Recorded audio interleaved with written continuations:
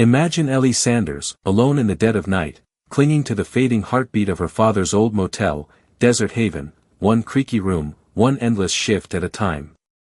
She's battling to keep it alive, pouring her soul into every chipped countertop and sagging curtain, when suddenly, bang, a rain-drenched stranger stumbles through her door. No ID, no cash, just a quiet, haunting stillness, like a man the world forgot long ago. Who is he? What's he running from? Ellie doesn't hesitate, she hands him a key, a blanket, and not a single question. Take room 5, she says, her voice soft but steady. And in that moment, with no fanfare, no expectation, she opens a door no one else would have dared to crack. A week later, hold your breath, a convoy of military jeeps roars into her dusty lot, kicking up gravel and hope in equal measure. What happens next doesn't just save her motel, it transforms it into something sacred, a beacon of compassion glowing in the desert dark. This is the story of Desert Haven, a tale of kindness that ripples further than anyone could have dreamed. Welcome to Heartfelt Gratitude Stories, where every act of heart shines bright, ready to uncover what really went down. The wind screams down Highway 89 like a runaway beast, tearing icy rain across the high desert and slamming it into anything stubborn enough to stand its ground. Oh, and Desert Haven Motel. It's one of those defiant souls. Just south of Flagstaff, Arizona, it crouches behind a half-dead gas station and a diner with neon buzzing like a dying firefly. 12 rooms stretch out in a weary line, their faded teal paint peeling, rust gnawing at the trim. It's not much to look at, heck, it's barely hanging on, but to Ellie Sanders, it's everything. She's behind the check-in counter, arms crossed tight like she's holding herself together, staring out as the storm pounds the cracked front window. Her fingers drum a steady beat on the old formica, not nervous, mind you, just bone-tired. Can you feel that exhaustion, that quiet resolve? The vacancy sign's been flickering for months, sometimes it glows, sometimes it sulks in the dark. That night? Pitch black. No one's checked in since Tuesday, and now it's Friday, 3 long, lonely days. Ellie's in her mid-40s, her sun-worn skin etched with lines of grit and grace, dark hair yanked back into a low ponytail. She's steady as a desert rock, unyielding, even if her smiles are rare these days. When they come, though, they're real, lighting up her face like a sunrise. Behind her, the cramped space she calls an office and home reeks of strong coffee and damp carpet, a bittersweet perfume of memory. This motel. It was her dad's, Sergeant Jack Sanders, U.S. Marine Corps, retired. 2 years ago, he took his last breath in the back bedroom, surrounded by faded metals and the hum of an oxygen tank. Ellie stayed, why?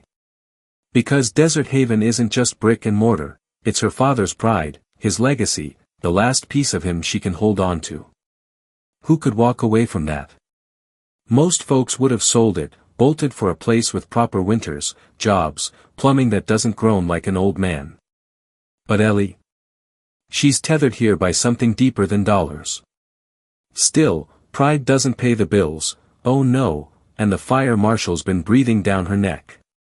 2 weeks back, he slapped a warning in her hand, outdated fire alarms, a breaker box straight out of a Cold War relic, wiring in rooms 3 through 7 that's, his words, an insurance company's worst nightmare. 10 days to fix it. 5 already gone. She begged the bank twice, and got polite smiles and firm numbers.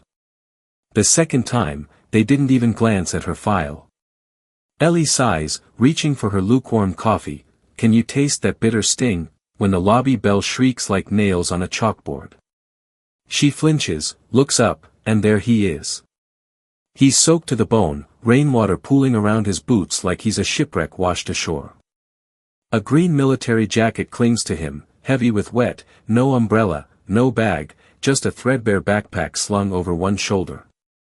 For a heartbeat, they're silent, sizing each other up. He's lean, late 50s maybe, with a squared jaw and eyes sharp yet weary, like a man who once owned the room but now just drifts through it. Rain drips from his hood, his right hand stiff and tucked close. Sorry to barge in, he rasps, voice gravelly as the desert itself. I was walking. Storm hit fast. Ellie nods slow, can you feel the weight of that moment, and says, you're lucky you didn't freeze out there. Shoulders flooding, guess you didn't have a choice, huh? She studies him, spots that faint patch on his jacket, an eagle and anchor, faded but unmistakable. You military? She asks, soft as a whisper. Used to be, he replies. Long time ago. Heading north. Just passing through. Her eyes flick to the guest log, ancient and untouched, then to the keys dangling behind her, all 12, still there. Room 5's got the best heater, miracle it still hums. No ID? She probes, head tilting. He shakes his head. Wallet's gone. Bus station cancelled the last run. Just need a dry spot tonight, no trouble. Ellie stares, does he look like trouble? No, more like a man who's heard no too often but asks anyway. She grabs the key to room 5, slides it over. No charge. Towels are in the dresser, showers slow to warm up. He blinks, did he expect that, and murmurs, thank you, quieter now. Name's Ray, she says, not pushing for more, and he doesn't give it. An hour later, she's at room 5's door, a blanket and a chipped mug of steaming tea in hand. Can you smell that warmth? She knocks twice. Ray opens up, drier now, his jacket steaming over the heater. Thought you might need these, she says, handing them over. His surprise flickers, then gratitude. You're kind, he says. Not many would've. Ellie shrugs. Dad ran this place 30 years, taught me not to pry when someone's cold and beat. Ray's smile is small, honest. He military too. Marines. Vietnam. That smile widens just a touch. Figures. He shifts, revealing his neat backpack by the bed, everything about him screams order, even in exhaustion. Holler if you need anything, she says, stepping back. Storm's not quitting. I wait things out, he replies, soft as the rain. She nods and slips into the night. That night, Desert Haven's dark, the storm raging, wind clawing at the windows. The office hums with coffee, dust, and unspoken tales. In room 5, Ray sits, mug cradled, thunder rolling. Doesn't it feel like the first breath he's taken in years?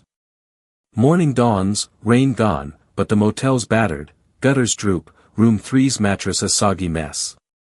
Ellie sighs, dragging it out, when Ray's boots scrape behind her. Wordless, he grabs the other end, together, they dump it. He's back with rusty tools, patching the roof by noon, rewiring room 8, fixing the lobby heater by dusk. Ever rest? She calls, coffee in hand. Not without orders, he quips, nailing siding. Take a break, boss's orders. He joins her, limping slightly, old wound, maybe, and they sit, quiet, watching the horizon heal. Days roll by, Ray fixes the vending machine, the Wi-Fi, while Ellie cooks eggs, toast, sometimes pancakes on her dad's griddle. Thursday hits hard, an envelope on the door screams final notice, 10 days to fix fire codes or lose it all. She's trembling on the porch when Ray sees her face.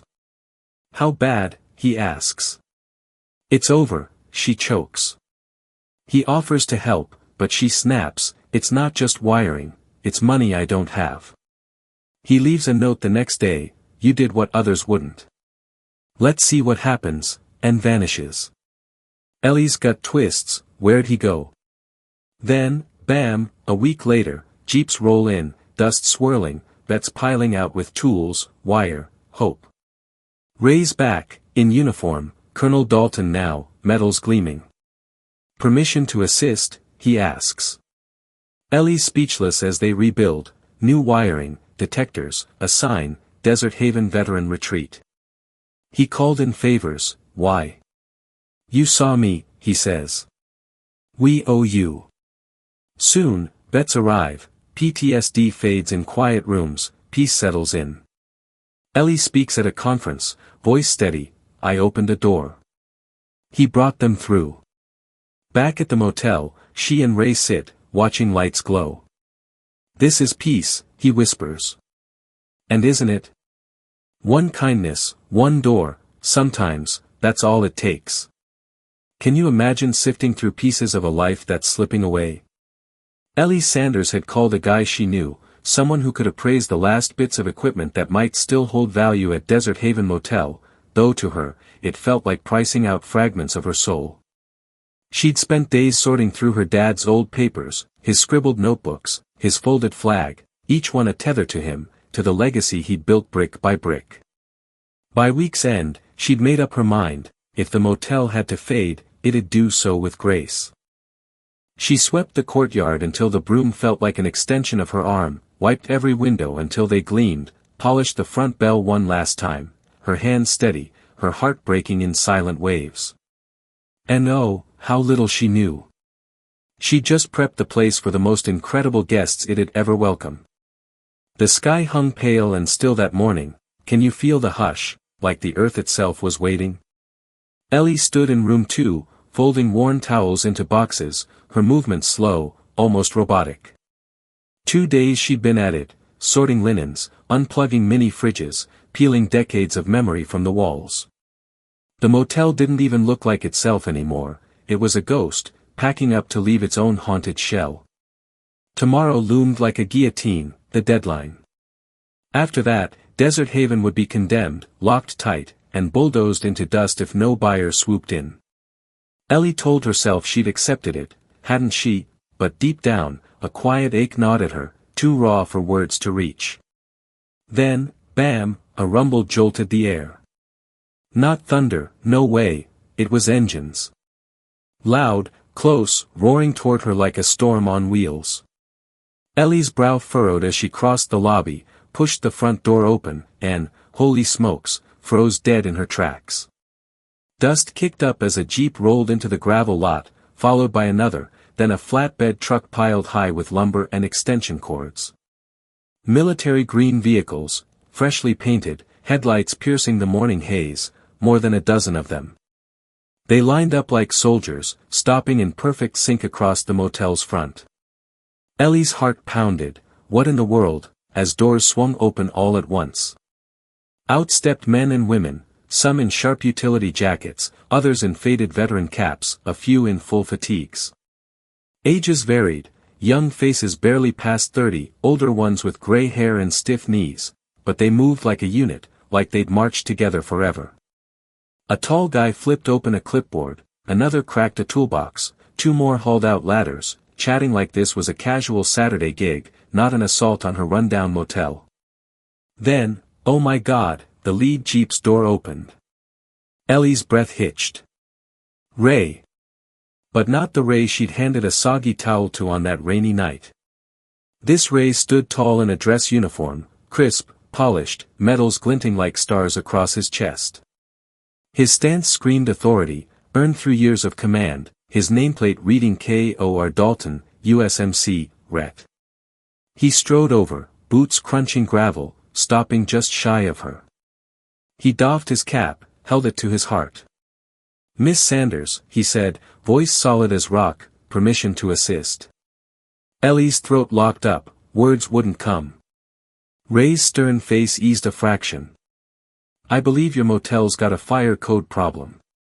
My team knows a thing or two about tough fixes. Behind him, 2 guys lugged in fresh electrical wire, another wheeled out shiny new fire extinguishers. Ellie blinked, her voice a rasp. Ray, what's happening? He stepped closer. After I left, I made some calls. Calls to who? To buddies I served with, folks who owe me, foundations that help vets get back on their feet. He eyed the chipped paint over her shoulder. But this time, it's not for us, it's for you. Those words slammed into her, for her. Ray waved at the crew. They're all volunteers, active duty, retirees. We've got a master electrician, a former fire marshal, even a guy who builds recovery spaces for vets with PTSD. No one's here for a paycheck. His voice dipped low. They're here because I told them someone saw me when the world didn't. Someone opened a door, no strings attached. I said it's time we paid that kindness back. Ellie's hands trembled. I didn't do anything special, she murmured. Ray's smile was soft as sunrise. That's just it, you didn't ask for a thing. That's why it counts. And then, poof, the next hour blurred into a dream. Ladders clattered against walls, workers buzzed with purpose, a new circuit box rolled in, smoke detectors lined the desk like tiny guardians. Ellie watched, stunned, as a young woman in a gray beanie approached, tablet glowing. Ma'am, I'm Willa. I served under Colonel Dalton in Afghanistan, he's a legend, you know. Ellie blinked. He never said a word. Willa grinned. He wouldn't. But when he called, we all dropped everything. He said, she saw me when I was invisible. We owe her. Tears pricked Ellie's eyes as she saw two men, one with a prosthetic hand, the other in a navy cap, hoist the battered Desert Haven sign onto a new beam, whistling like it was nothing. Drill's word, laughter echoed, it wasn't just building, it was rebirth. Later, as the electricians wrapped up, Ray stood by her near room 5. You don't have to say a thing, he said softly. Ellie's voice quivered, you came back. Never really left. She laughed, tears spilling. This can't be real, I'm dreaming, right? Ray glanced at the bustling lot. Nope. This is what happens when duty turns full circle. Her eyes caught a brass plaque by the door, Desert Haven, for those who served and the ones who remember. She grabbed Ray's arm, not for balance, but to anchor herself, because right then, the motel wasn't just rescued, it was reborn. 2 weeks later, Desert Haven didn't just look new, it felt new, like something holy had settled into its bones. Fresh beige siding glowed with green trim, a flagpole stood proud, planted by Ray's crew. The sign shone, Desert Haven Veteran Rest and Retreat, founded on gratitude. Ellie stood there, hands in her pockets, marveling, can you picture it? For rooms turned into havens, soundproofed, soft-lit, with memory foam and blackout curtains for vets wrestling PTSD. Room 6 got a therapy dog kennel, Room 7, a reading nook with books and journals, Room 10, a massage chair and a coffee maker she'd never master. Guests trickled in, a Marine couple heading west, a Vietnam vet from Prescott, a Gulf War medic who finally slept sound. Volunteers popped up, vets mowed the lawn for a sandwich and a nod. At dusk, Ellie'd spot a young guy by the fire pit or an old woman crying quietly in the chapel they'd made from a shed. Isn't it wild how peace can whisper like that? A month later, a letter came, fancy seal and all, from the National Veterans Transition Conference, inviting her to speak. Ellie gaped. I'm no speaker, she told Ray, clutching it. I run a motel. His steady gaze held her. You run a home, Ellie. Just tell it true. So she went, in jeans and her dad's Marine pin, and faced the mic with a voice that didn't shake. I didn't save Desert Haven to fix the world, she said. I kept it because Dad believed in places where scars don't need explaining. The crowd roared, but the story, it fit like a glove. Life at the motel found its beat, breakfast at 7, coffee by 6:30, fireside chats at night. Ellie jotted notes, a woman leaving a Purple Heart, a kid saying, he finally smiled here. One crisp evening, Ray joined her on the steps, 2 mugs steaming. They sat, silent, until he said, I've seen war zones, camps, but never peace like this. Ellie whispered, maybe it's because here, they're seen.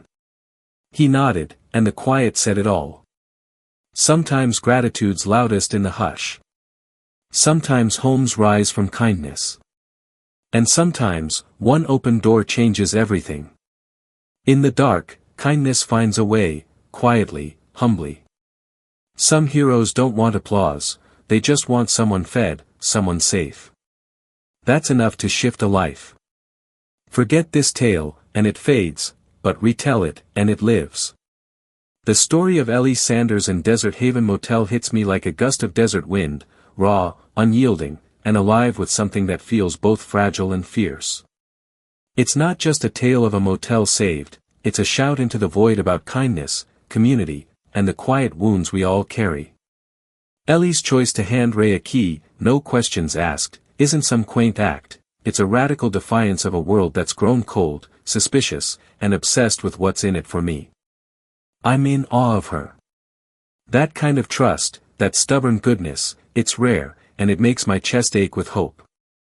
What gets me most is how this story lays bare a truth we've forgotten: small acts aren't small. Ellie didn't set out to change lives, she just opened a door. But that ripple. It turned a crumbling motel into a sanctuary, a place where veterans, too often invisible, found peace. I can't shake the image of Ray, a man the world forgot, stepping back into his strength because someone saw him. It's beautiful, and it's heartbreaking, because how many Rays are out there, drifting, waiting for a single gesture to pull them back? This makes me believe in community again, the kind that doesn't wait for permission or profit. Those veterans rolling in with jeeps and tools, they weren't just fixing wiring, they were stitching together something sacred. It's a slap in the face to our throwaway culture, where people and places get discarded when they're no longer shiny.